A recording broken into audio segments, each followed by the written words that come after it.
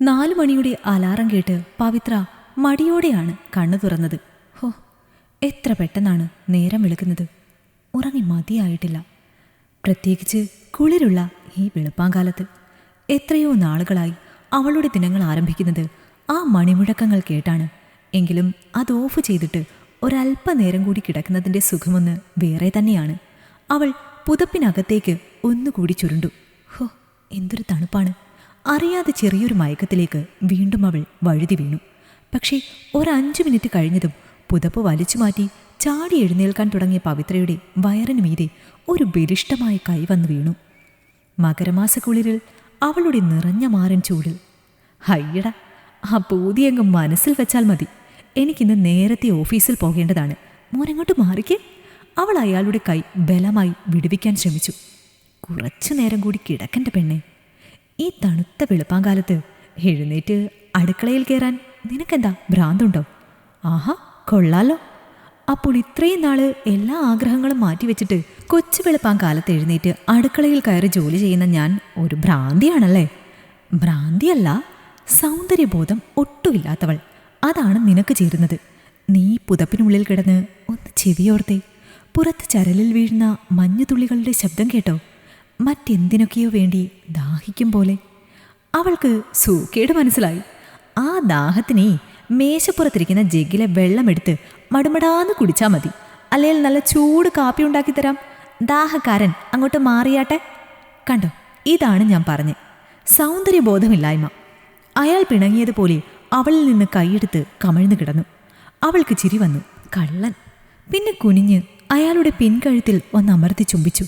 പിന്നെ തിടുക്കത്തിൽ മുറിവിട്ടു. ഇനി നിന്നാൽ പ്രശ്നമാകും. നല്ല തണുത്ത വെള്ളത്തിൽ മുഖം കഴുകിയപ്പോൾ മടിച്ചു നിന്ന ഉറക്കപ്പിച്ചുകൾ കടവാവലുകളെപ്പോലെ എങ്ങോട്ടോ പറന്നുപോയി. പിന്നെ പതിവുള്ള ജോലികളിൽ മുഴുകി തുടങ്ങി. അപ്പോഴേക്കും നേരം ചെറുതായി പുലർന്നു തുടങ്ങിയിരുന്നു. എങ്കിലും മഞ്ഞു മൂടിക്കിടക്കുന്ന പ്രഭാതങ്ങളെ അവൾ ഒത്തിരി ഇഷ്ടപ്പെട്ടിരുന്നു. ആരോ വെളുത്ത കുമ്മായം വാരി വിതറിയതുപോലെ പല കാഴ്ചകളും അവ്യക്തമായിരുന്നു. ചൂടുകാപ്പി ഇടയ്ക്കിടെ മുത്തിക്കുടിച്ചുകൊണ്ട് തോരൻ അരിയുമ്പോഴേക്കും പ്രവീൺ എഴുന്നേറ്റ് വന്നു. എന്നും രാവിലെ ഒരു ഗ്ലാസ് കാപ്പിയും കുടിച്ച് അയാൾ ഒരൽപ്പം നടക്കാൻ പോകുന്നത് പതിവാണ്. ഈയിടെയായിട്ട് വയറൽപ്പം ചാടുന്നുണ്ടോ എന്ന് പുള്ളിക്കാരനൊരു സംശയം. അതോ ഇനി ഓഫീസിലെ പെണ്ണുങ്ങൾ ആരെങ്കിലും കളിയാക്കിയതാണോ എന്നും അറിയില്ല. സൺഡേകളിൽ അവളെയും കൂടെ ചെല്ലാൻ വിളിക്കാറുണ്ട്. പക്ഷേ അന്നാണ് ഒരൽപ്പം കൂടുതൽ ഉറങ്ങാൻ കിട്ടുന്നത്. ഞാനില്ല എങ്ങോട്ടും എന്ന് പറഞ്ഞ് തല വഴി പുതപ്പിട്ട് മൂടും. ചിലപ്പോൾ ആള് തിരികെ വന്നാലും താൻ എഴുന്നേറ്റിട്ടും ഉണ്ടാവില്ല. പിന്നെ അവൾ എന്തോ ഓർമ്മയിലൊന്ന് ചിരിച്ചു. ഫ്രഷായിട്ട് വന്ന ആളിൻ്റെ നേർക്ക് കാപ്പിക്കപ്പ് നീട്ടിക്കൊണ്ട് വെറുതെ ഒന്ന് കോർത്തു. കുടിച്ചിട്ട് വേഗം ചെല്ല്. കൂടെയുള്ള നടപ്പുകാരികൾ എത്തിയിട്ടുണ്ടാകും. വൈകണ്ട. പിന്നെ നീ കൂടെയില്ലെന്ന് വെച്ച് ഞാൻ ഒറ്റയ്ക്ക് നടക്കേണ്ട കാര്യമില്ലല്ലോ. അതും എന്നെപ്പോലെ ഒരു ചുള്ളനെ കണ്ടാൽ ആരെങ്കിലും വെറുതെ വിടുവോ? അതെ, പോയിട്ട് വരുമ്പോൾ ഇവിടെ നല്ല അമ്മിക്കല്ലിരിപ്പുണ്ടെന്ന് ഓർത്തോണം. അയാൾ ചിരിച്ചുകൊണ്ട് ഇറങ്ങാൻ തുടങ്ങുമ്പോഴും പുറത്ത് നല്ല മഞ്ഞുവീഴ്ചയുണ്ടായിരുന്നു. ഈ തണുപ്പത്ത് നടക്കാൻ പോണോ ഏട്ടാ? ജലദോഷമോ മറ്റോ വന്നാലോ? ഇപ്പോഴത്തെ പനി വന്നാൽ കുറയാനും വലിയ പാടാണ്. നീ ആ സ്വെറ്ററിങ് എടുത്തേ. തണുത്ത പ്രഭാതത്തിൽ വഴിവക്കിൽ വീണ് കിടക്കുന്ന ഗുൽമോഹർ പൂക്കൾക്ക് മേലെ മെല്ലെ നടക്കുന്നതും ഒരു സുഖാണ് പെണ്ണേ. അയാളുടെ സാഹിത്യം കേട്ട് അവൾക്ക് ചിരി വന്നു. ഇത് വല്ലാത്ത വട്ട് തന്നെ. മുഖവും വീർപ്പിച്ചുകൊണ്ട് അവൾ സ്വെറ്ററിൻ്റെ കൂട്ടുകൊണ്ട് കൊടുത്തു. അടുപ്പിൽ മുരിഞ്ഞു തുടങ്ങിയ തോരൻ്റെ മണം. വേഗം അടുക്കളയിലേക്ക് തിരിച്ചു നടന്നു. കരിഞ്ഞു പോയേനെ ഇപ്പോൾ. പവിത്രം വീട്ടിൽ 3 പേരാണ് അംഗങ്ങൾ. റവന്യൂ ഡിപ്പാർട്ട്മെൻറ്റിൽ ജോലിയുള്ള പ്രവീണും കുടുംബ കോടതിയിലെ ക്ലർക്കായ പവിത്രയും, പിന്നെ അവരുടെ ഏക മകളായ 4ാം ക്ലാസ്സുകാരി മണിക്കുട്ടി എന്ന പ്രതീക്ഷയും. മകൾ ഉണർന്നു വരുമ്പോൾ, അല്ലല്ല, ഉണർത്തിക്കൊണ്ടുവരുമ്പോൾ 7 മണി കഴിയും. 3 പേരും വീടും പൂട്ടി ഇറങ്ങുമ്പോൾ സമയം 8:30 കഴിയും. തണുപ്പായതുകൊണ്ട് മണിക്കുട്ടിയെ എഴുന്നേൽപ്പിക്കുന്നതും കുളിപ്പിച്ചൊരുക്കുന്നതുമൊക്കെ നല്ല പണിയാണ്. പക്ഷേ എന്നും വരുന്ന സമയം കഴിഞ്ഞിട്ടും പ്രവീണിനെ കാണുന്നില്ലല്ലോ.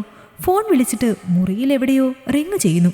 ഹോ, ചാർജ് ഇല്ലാത്തതുകൊണ്ട് ഇവിടെ കുത്തിവെച്ചിട്ടാണ് പോയത്. എന്നാലും ഇങ്ങനെ വൈകുന്നത് പതിവല്ല. അവൾ ഉള്ളിലെ ആശങ്ക അടക്കാൻ കഴിയാതെ കുടുംബ സുഹൃത്തായ ചാരുലതയെ വിളിച്ചു. അവൾ ഒരു ഡോക്ടറാണ്, കുടുംബ ഡോക്ടർ കൂടിയാണ്. എന്താടോ, ആള് വല്ല കുരുക്കിലും പെട്ടോ? പെട്ടെന്ന് അപ്രത്യക്ഷമാകാൻ. ഹേയ്, എൻ്റെ അറിവിൽ ഇതുവരെയും ആള് പക്കാ ജെന്റിൽമാനാണ് എന്ന് പറയുമ്പോഴും ഉള്ളിൽ ചെറിയൊരു നീറ്റൽ തോന്നി. മനുഷ്യന്റെ കാര്യമാണ്, മനസ്സിൽ എന്തൊക്കെയുണ്ട് എന്ന് തുറന്നു നോക്കാൻ പറ്റില്ല.